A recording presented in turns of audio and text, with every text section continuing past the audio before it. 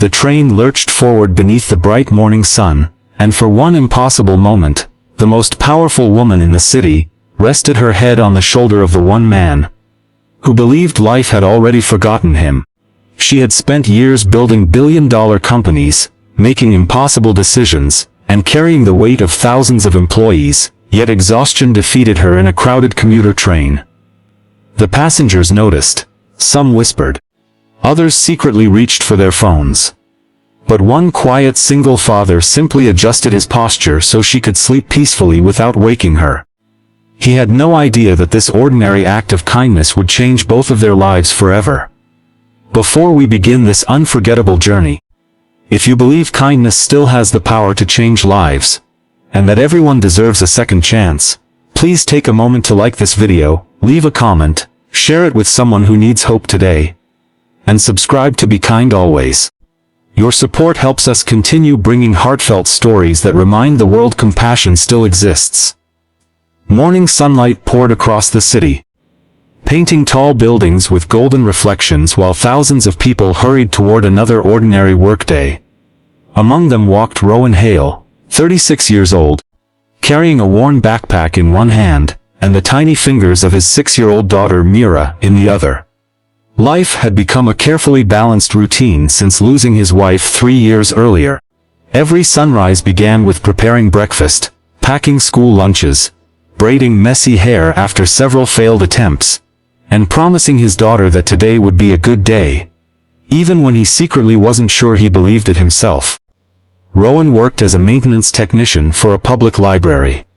A humble job that barely covered rent, school supplies, groceries, and medical bills left behind from the illness that had taken his wife. Every paycheck disappeared almost as quickly as it arrived. He had long stopped dreaming about promotions or vacations. His greatest achievement each day was seeing Mira smile before bedtime. That particular morning had already gone wrong. The school bus broke down, forcing Rowan to walk Mira several extra blocks before catching the commuter train. He arrived breathless, apologizing to strangers as he squeezed into the crowded carriage. Every seat was occupied except one beside him, where moments later a sharply dressed woman quietly sat down, sunglasses hiding tired eyes. Her name was Celeste Arden. Few people recognized her without the luxury car, security team, or perfectly arranged business attire, usually surrounding her. As the CEO of one of the country's fastest-growing technology companies, she spent every waking hour solving crises, attending meetings, negotiating acquisitions, and answering endless phone calls. Success had brought wealth beyond imagination, but it had quietly stolen something far more valuable: rest. She had spent the previous night finalizing an emergency merger, after working nearly 20 consecutive hours. Her assistant begged her to take the company car. Instead, wanting one peaceful morning without attention or cameras, she boarded public transportation wearing simple clothes, and hoping to disappear among ordinary people. Within minutes, fatigue overwhelmed her. Her head slowly leaned sideways. Without realizing it, she rested against Rowan's shoulder. Several passengers exchanged amused glances. One young man grinned, expecting Rowan to shove her away. Instead, Rowan noticed the deep shadows beneath her eyes, the way exhaustion softened every line of her usually composed face. Rather than moving, he gently shifted so her neck rested comfortably. When the train hit rough tracks, he carefully steadied himself to prevent her from waking suddenly. He returned to reading a children's storybook he planned to read to Mira that evening. Nearly 40 minutes later, Celeste opened her eyes. For several confused seconds she couldn't understand where she was. Then she realized. She had fallen asleep on a complete stranger. Embarrassment flooded her face instantly. She apologized repeatedly while sitting upright, expecting annoyance or sarcasm. Instead, Rowan simply smiled kindly, as though nothing unusual had happened. He quietly told her she looked like someone who hadn't slept in a very long time and hoped she felt a little better. Those simple words stunned her, not because they were extraordinary, because nobody had spoken to her with such genuine concern in years. Most people either feared her position or wanted something from her. This stranger wanted absolutely nothing. Their train stopped. Rowan hurried off, waving politely before disappearing into the morning crowd. Celeste watched him leave. She couldn't explain why, but something about that brief encounter stayed with her all day. At headquarters, executives argued over profits, expansion plans, investor expectations, and quarterly reports. Celeste answered every question flawlessly. Yet her thoughts drifted repeatedly toward the quiet father on the train. There had been sadness in his eyes, not bitterness, just quiet endurance. Late that afternoon, curiosity overcame her. Using the limited description she remembered, and the train schedule, her assistant eventually identified Rowan through transit records and public employment information. Some executives questioned why the CEO wanted details about a library maintenance worker. She simply answered that she wished to thank someone properly. The following week, Celeste unexpectedly visited the neighborhood library. She expected a brief conversation. Instead, she discovered Rowan kneeling beside a broken bookshelf, while several children surrounded him laughing. Rather than rushing them away, he patiently repaired the shelf while explaining how books carried adventures stronger than superheroes, because they changed real lives. She noticed Mira sitting nearby, drawing colorful butterflies, with remarkable concentration. The little girl occasionally looked toward her father with complete trust. It was a look Celeste had never received from anyone. When Rowan noticed the visitor, surprise crossed his face immediately. He clearly remembered the exhausted stranger from the train. Celeste thanked him sincerely for his kindness. Rowan shrugged modestly, insisting anyone would have done the same. She knew that wasn't true. Many people would have complained. Others would have taken embarrassing photographs. He had protected a stranger's dignity instead. As they talked, she learned pieces of his story. His wife had been an elementary school teacher, whose gentle spirit inspired countless children. Her illness progressed rapidly. By the time doctors found effective treatments, it was already too late. Since then, Rowan devoted every spare moment to ensuring Mira never felt alone, even if it meant sacrificing every personal dream he once held. That evening, Celeste drove home through expensive neighborhoods lined with enormous houses. Yet none of them felt as warm as the tiny apartment Rowan described, with homemade pancakes on Saturdays, blanket forts during rainy afternoons, and bedtime stories beneath glow-in-the-dark stars stuck across the ceiling. For the first time in years, she questioned what success truly meant. Weeks passed, their paths crossed occasionally, sometimes on the morning train, sometimes at the library, sometimes at a small neighborhood cafe where Mira insisted the hot chocolate tasted like happiness. Slowly, an unexpected friendship formed. Ron never asked about company profits, never mentioned her wealth, never tried impressing her. Instead, they spoke about books, childhood memories, favorite parks, and the surprising beauty of ordinary mornings. Celeste found herself laughing more than she had in years. Meanwhile, Rowan noticed something changing inside himself too. The heavy loneliness he had carried since losing his wife slowly became lighter. Not because the pain disappeared, because someone finally listened without trying to fix him. One rainy afternoon, everything changed again. The library faced unexpected budget cuts. Several employees would lose their jobs.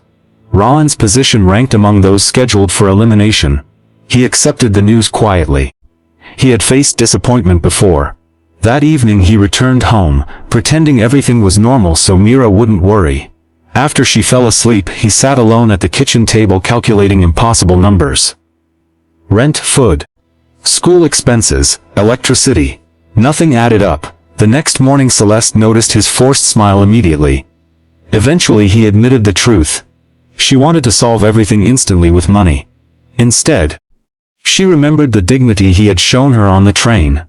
He deserved respect, not charity. A few days later, her company announced a major community literacy initiative involving public libraries across the region. The project required experienced maintenance supervisors capable of renovating aging buildings, while creating child-friendly learning spaces. Ron received an invitation to interview. He assumed it happened through ordinary hiring procedures. He prepared carefully, studied late into the night, attended the interview honestly, shared creative ideas about making libraries welcoming for struggling families. His passion impressed every hiring manager, not because he knew corporate language, because he genuinely cared. He earned the position on merit. The new salary transformed his family's future. Medical debt disappeared. Mira finally joined the art classes she had quietly dreamed about. Their apartment became brighter with fresh paint, second-hand furniture, and laughter returning little by little. Months later, the Literacy Initiative officially opened its first renovated community center. Children filled colorful reading rooms, while volunteers distributed books to families who could never afford them. Standing before hundreds of guests, Celeste surprised everyone. Instead of speaking about company achievements, she told the story of a stranger, who once allowed an exhausted woman to sleep peacefully on his shoulder, without asking for recognition. She explained how one silent act of compassion reminded her that leadership begins with humanity, not authority. Then she invited Rowan onto the stage. The audience rose in applause. Rowan looked overwhelmed. He insisted he had done nothing extraordinary. But everyone understood differently. Kindness often looks ordinary while changing lives in extraordinary ways. Reporters quickly spread the story across newspapers and television stations. Millions watched. Some focused on the famous CEO. Others admired the hard-working single father. But the message people remembered most was beautifully simple. The smallest moments often become the biggest turning points. Months later, Celeste visited the community center quietly one Saturday morning. She found Rowan reading stories to dozens of excited children. While Mira proudly helped younger kids choose books, sunlight streamed through large windows, filling the room with warmth. Watching them together, Celeste finally understood something success had never taught her. A meaningful life is not measured by titles, awards, or bank accounts. It is measured by the number of hearts made lighter because you existed. She realized that the most valuable investment she had ever made wasn't a business merger. It was choosing to slow down long enough to recognize genuine goodness when it appeared beside her on an ordinary train. Years later, people still remembered the remarkable CEO, who accidentally fell asleep on a stranger's shoulder. But Rowan remembered something different. He remembered that even after unimaginable loss, kindness remained stronger than grief. And Mira grew up believing that compassion was the greatest inheritance a parent could ever leave behind. If this story touched your heart, please take a moment to like this video. Share it with your friends and family. Leave a heartfelt comment, and subscribe to Be Kind Always. Your support allows us to continue sharing stories that remind the world that hope, kindness, and love are never wasted. Special request. Tell us in the comments. What is one small act of kindness that changed your life forever? As the evening sun painted the sky in brilliant shades of gold, Rowan and Mira walked hand in hand toward home, carrying a stack of borrowed books and dreams that no longer felt impossible. Behind them stood a community forever changed by one quiet moment on a crowded morning train. Neither wealth nor power had created the miracle that connected their lives. It began with something much simpler. A tired woman, a compassionate father, and a shoulder offered without expectation. Sometimes the greatest stories are not written by extraordinary people doing impossible things. They are written by ordinary hearts choose kindness when no one is watching. And perhaps, somewhere tomorrow morning, another stranger will choose kindness too, beginning a story the world has yet to hear.